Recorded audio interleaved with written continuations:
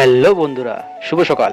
আজকে সারাদিন বাড়িতে কি করলাম, কোথায় গেলাম, সম্পূর্ণ এই ভিডিওটিতে তোমাদের সামনে তুলে ধরলাম। তো চলো বন্ধুরা, ভিডিওটি শুরু করা যাক। সকালে ঘুম থেকে উঠে ব্রাশ করে রেডি হয়ে স্নান করে ফ্রেশ হয়ে তারপর কাকুর সাথে বেরিয়ে পড়লাম আমাদের শিব মন্দির বাজারে মাংস নিতে। আমরা বেশিরভাগ এই শিব মন্দির বাজারে বাজার করি। তো তোমরা কে কে বাজার করো প্লিজ কমেন্টে জানিয়ে দিও। তারপর কিছু দূরে গিয়ে আসতেই পৌঁছে গেলাম আমাদের এই শিব মন্দির বাজারে। আর হ্যাঁ, আমাদের এই শিব মন্দির বাজারে কিন্তু টাটকা টাটকা ইলিশ মাছ পাওয়া যায়, তবে সকাল সকাল আসতে হবে। তারপর মাংস নিয়ে বেরিয়ে পড়লাম বাড়ির উদ্দেশ্যে। জমিয়ে খাওয়া হবে বস আজকে। তারপর মাংস নিয়ে চলে আসলাম বাড়ি, আর বাড়ি এসে দেখি গেটে তালা বন্ধ।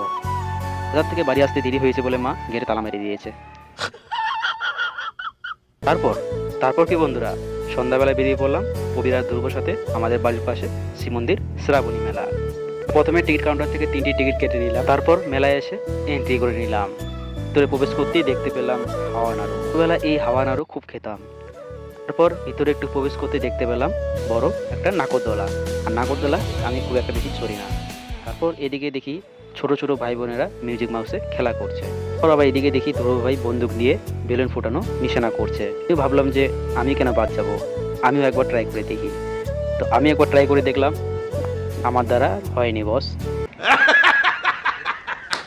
তারপর ওখান থেকে বেরিয়ে চলে আসলাম বাড়ি, আর বাড়ি এসে ফ্রেশ ট্রেশ হয়ে শুয়ে পড়লাম।